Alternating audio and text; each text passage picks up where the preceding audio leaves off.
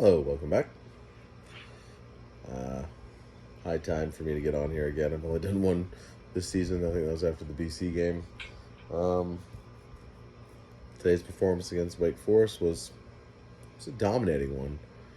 Um, there's some frustrating moments, and I think if you're one of those fans if you're complaining more than you're appreciating this 8-0 start, you're doing it wrong.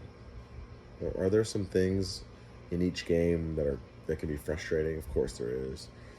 There's things that happen during the course of the season where you're like, you know, just wondering why, and you're criticizing. And it's okay to criticize, that's fine. But you really need to appreciate wins like today. You look around college football, all right, today, for example, Oklahoma loses to Kansas, right? Washington, after struggling with a one-win Arizona State, they find a way to escape against a Stanford team that's not any good.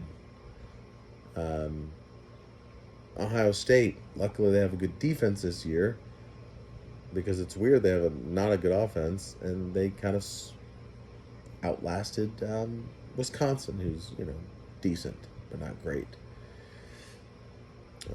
So when you win 25 points like FSU did today against a Wake Forest team that, admittedly they're not very good. They're probably a middle of the pack team, right? Like they might make a bowl, and you beat them by 25 at their place. In a noon kickoff that obviously can be hard to get up for. Right, so I think first of all you just need to take time to appreciate that. Appreciate the 8-0. Appreciate that you dominated yet another team. And since the Clemson game, and yes, that Clemson win's not looking nearly as impressive. It's hilarious. They've lost 4 games, which is kind of funny now because I don't know many Clemson fans. I know 1 or 2 on Twitter, and I told them like at least a year ago, maybe 2, and I'm not the only FSU fan. Like, look, man, like yeah, y'all are better than us now, but there's some signs that there's some cracks in the foundation. We've, as FSU fans, we've seen this movie before. We saw Jimbo, as Jeff Cameron likes to say, fly the plane into the side of the mountain. But anyway, that's neither here nor there. But seeing Clemson already have 4 losses is pretty funny. And as far as hurting FSU's resume, it doesn't matter because I think FSU, and I think most fans would probably agree, like, gonna have to go undefeated to make the playoff. Considering the remaining opponents, I don't see how FSU could make it with a loss at this point. But anyway, to the Wake Forest game. FSU was out, what, 3 starting wide receivers, basically. Johnny, Hakeem, Destin. I mean, that's 3 of your, I would say, top 6 receivers, I would say. Right? Johnny's obviously number 2. Destin might be number 3 or 4. And J. Trav still threw for like 350 with 3 passing touchdowns. Ran the ball good enough. Like 130 yards rushing, about almost 5 yards a carry, 4.6, 4.7, something like that. Yards per play, you absolutely dominated Wake Forest. Wake Forest was like 3.5 yards per play. You were nearly double that. The game was over at halftime. Let's be real. It was 34-7. The game was over. Garbage time started in the 3rd quarter. You came out flat. The refs did what they do. They're ACC refs. They kind of aided Wake a couple times. But, big picture, you had like more than twice as many yards. Like 500 total yards for FSU, barely over 200 for Wake. So it's just, it was basically a rocking chair game at halftime, which is fantastic. But you like to see the team appears to be like hitting their stride. And I know Opponents play a part in that. Like, yes, Wake doesn't have a good offense, so the defense is probably going to look pretty good. Duke with a hampered Riley Leonard defense is probably going to, have a good day. Syracuse is pretty awful, so the defense is, but still, you're taking care of business, right? And I'm not going to talk about the Wake game anymore. It is what it is. Like, again, dominated. I do like that the running game seems to be coming along.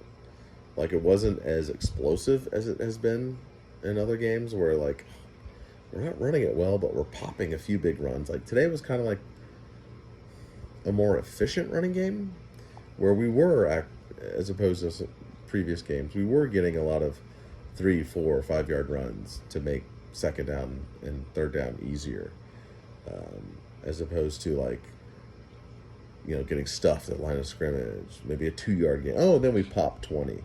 It was more efficient, which just is kind of created a domino effect for the rest of the downs. But you're seeing them get Benson out in space a little more, and obviously when he gets his momentum going, he's one of the best backs in the country. Like the screen pass that he took for 80 yards was obviously, first of all, a beautiful play call. You gave him eye candy by putting someone in motion. You release 2 offensive linemen. Benson goes on the backside, gets his momentum, breaks a tackle, and then, like, once he has a step, even for his size of like 215, 220 pounds, like, Benson knows how to find the fifth gear. So you're starting to see that come along. I'm just kind of bouncing around here. Special teams, like, after last week's kick return, Span is gaining confidence. He's a legitimate threat. Like, every time he catches the ball now, it feels like Keon, unlike Micah Pittman, who was fine last year as a punt returner, from the perspective of Pittman would pretty much catch everything, which was a huge problem for FSU punt returners prior to Pittman. They didn't always catch it. But Keon, at this point, is a threat if he gets an opening. So you're just kind of seeing the whole team on the whole perform well. Like, again, there's spots during each game where you're like, what are they doing? But just don't take for granted, like, these ass beatings that they're handing out.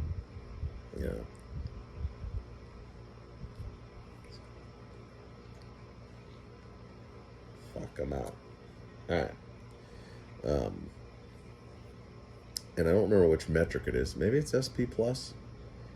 I don't think it's total defense, because the podcasts I listen to, like Knowles 24/7 and others, they usually don't reference that, but basically FSU has a top 10 offense and defense.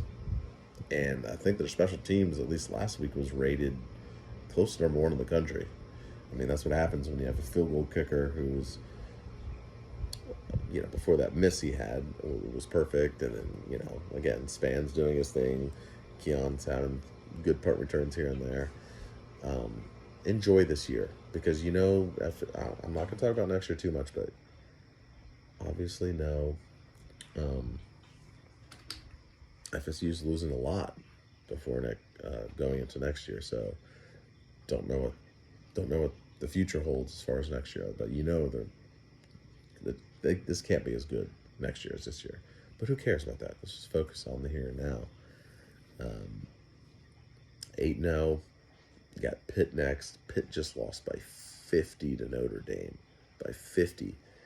And then after the game, Pitt's coach Narduzzi, in his press conference, said something to the effect of, I'm paraphrasing here, we lost a lot of good players from last year's team, and I guess we just didn't do a good job of replacing those players. So, throwing his current players under the bus, basically. And some current Pittsburgh players, like, had kind of voiced their opinions on that quote, on that post-game presser. So, like, as much as, you going to Pitt you think, oh, Pittsburgh in November, it's going to be cold. It could be a trap game. Like, considering all what they're dealing with, getting pounded by Notre Dame and their head coach throwing them under the bus, I don't see how they don't come out next week versus FSU and just at the first sign of adversity say, nah, fuck it, we quit. Wouldn't blame them either. So you do that next week. You come out and get them to quit, you win. The Noles will have clinched a spot in the ACC championship game, which was like goal number one. Like, if you're a reasonable FSU fan, goal number one was like, you got to make the conference title game. Like, that's the next step. I think anything, like, for me, preseason, anything beyond reaching the title game for ACC would be gravy. Now, at this point, seeing how the conference has played out and how FSU has played, I'm greedy now, as we probably all are. Okay, just don't make the conference game. Go ahead and win the ACC. And it looks as though Louisville will probably be the opponent because UNC just lost to Georgia Tech. So now UNC has 2 conference losses. Louisville has just 1 conference loss. And Louisville plays Virginia Tech next week. So Louisville beats Virginia Tech. I think that basically locks them up to play Florida State for it all. Okay, so this season basically comes down to, assuming they beat Pitt, and I think they will, can you beat Miami and Florida? Like, Miami and Florida will obviously be up for those games. They're rivalry games. Miami was in a dogfight with a bad Virginia team that they won in overtime. And Miami is better than last year. There's no question about that, especially on the lines of scrimmage. They're better. But FSU should still win that game at home. Like, Tyler Van Dyke is not playing well. Mario is just an awful game day coach. Like when I was growing up, or if you were a kid growing up and you had a go-kart, you have a governor on it, on how fast you could go. Or if you go to a miniature golf place with go-karts, they have a governor on it. They only go so fast. I think that's like Mario. Mario is like a governor on his team's overall talent. Like, he can recruit his ass off. There's no question about that. But come game day, it's not a guarantee they play up to that talent. Not even close. So at home, should still take care of Miami. Because let's say they beat Pitt. Miami's next.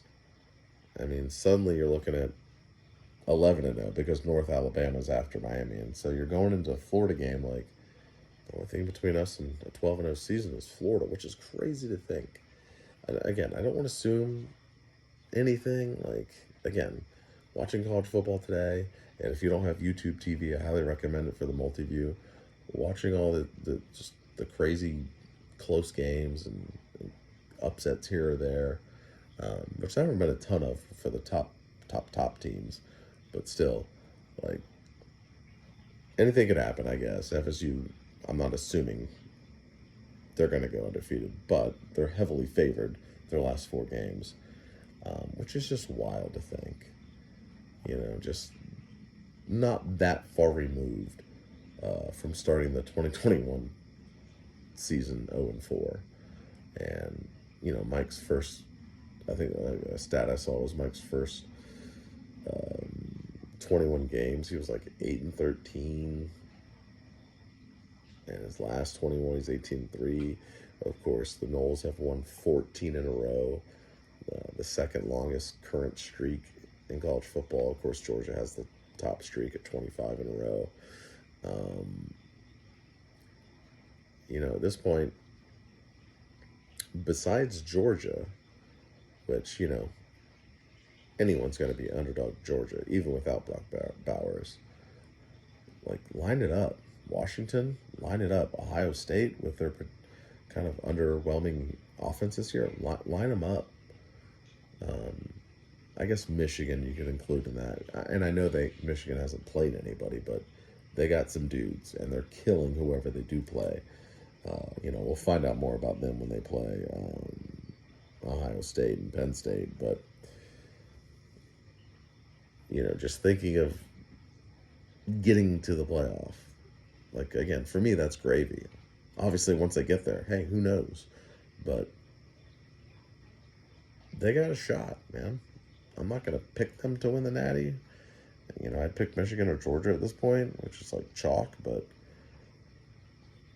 this team is doing what a lot of previous Norvell teams have done, whether it's FSU or Memphis, playing better heading into November. So just keep that up. Try and stay healthy. It sounds like Johnny will be back next game. I'm not sure about Destin Hill. And of course, come playoff time, if you're fortunate enough to make it, Darrell Jackson will be back. Good defensive tackle. Increases your depth. Like, just to dream. Like, the fact that we're heading into November and we can still dream of a possible national championship is amazing, right? And I guess the other thing I want to talk about is recruiting. Last time I spoke was like a month ago. And since then, FSU's moved up to number 4 in 24/7's composite rankings. They picked up Armando Blunt, who was a 5-star in the 25 class. He reclassified in the 24 class, and now he's rated as a 4-star, but still like a top 20 or 30 player overall. Obviously, a huge pickup. Like, there's a couple places the FSU has struggled on the trail. One has been D-line, the other linebacker, Odell and Shannon. So that's huge, and you can imagine if FSU continues to win, and you beat Miami again. Florida obviously just got killed today by Georgia. Florida still has to play a ranked Mizzou team, Florida State obviously, and LSU team. Like, there's probably a decent chance Florida finishes like 6-6. If they find a way to lose Arkansas, they go 5-7. I don't think that's going to happen, but maybe you poach a couple guys and improve upon that number 4 class. It's just a great time. It's just a great time to be a Noles fan, especially if someone that's like a hardcore fan. You watch every game. Like, I've been on this channel since 2016, I think. And so, like, a year after that, shit started going off the rails.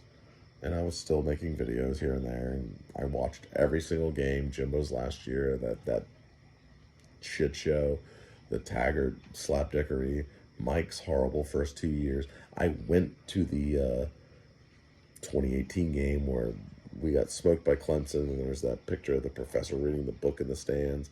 I went to the 2019 Miami game where we didn't look any better in Willie's last game, which that was his last game coached, compared to his first game a year before versus Virginia Tech. Like, if you're that fan that is these 2017 to 2021, you were still watching every game, it feels good. Like, you have perspective. Like, so don't take this for granted. I've said it a few times already, and I'll repeat it. Like, it's good shit. It's good shit. Now, I'm curious to see if this offense continues to evolve. Like, we're seeing Travis use his legs a little more. We're still seeing an offensive line rotation. Guys are banged up. Guys are starting to come back. Like, I don't know if they're ever going to settle on a 5, but they're clearly finding something in the run game. It's gone from like ugly to like, all right, serviceable. And that's all it needs to be, is serviceable when you have Travis throwing to Keon and Johnny and Bell and Morlock. Like, Travis ain't gonna win the Heisman. That's fine, but he's currently, easily a top 10 quarterback in college, maybe top 5. I think he surpassed 2,000 passing yards today, 18 passing touchdowns, just 2 picks. He could have more. He's gotten lucky on some that were dropped.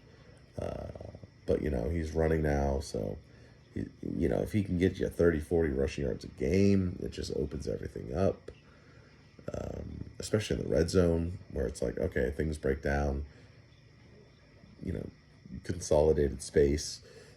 Defenses are sticking to their guy or sticking to their zone. They're worried and he just takes off like he did today on 3rd and 11 at the beginning of the game on the first drive and just scoots in, no problem.